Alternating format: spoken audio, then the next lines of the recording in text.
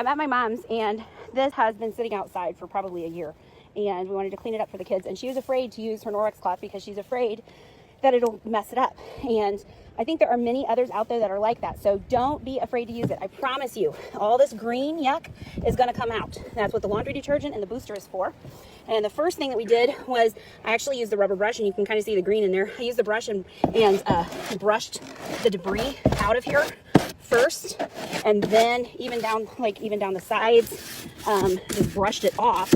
It got a lot of junk off just using the rubber brush first, and then that's when I've used the Enviro Cloth, and both sides, nasty, but it is coming off. And even with as gross and dirty as this cloth is, it is still working to pick up more and clean off more. So don't be afraid of your cloths. Please get them out and use them. That is what this is for. This is your workhorse cloth.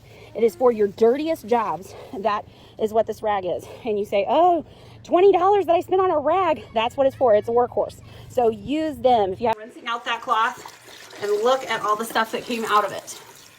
And all I'm having to do is rub it against itself. And yes, this is going to need a good clean, but look at all of that stuff that was holed up inside this cloth. That shows you how well these things work. That is truly amazing. And look, see here, the green right here.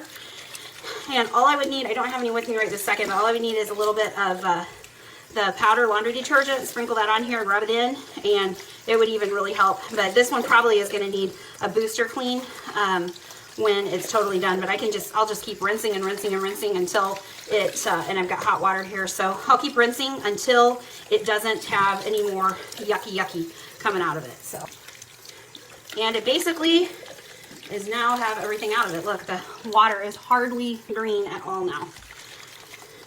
So about 5 minutes of rinsing here and squeezing out, rubbing it against itself. Look at that, the water's almost clear. That's awesome.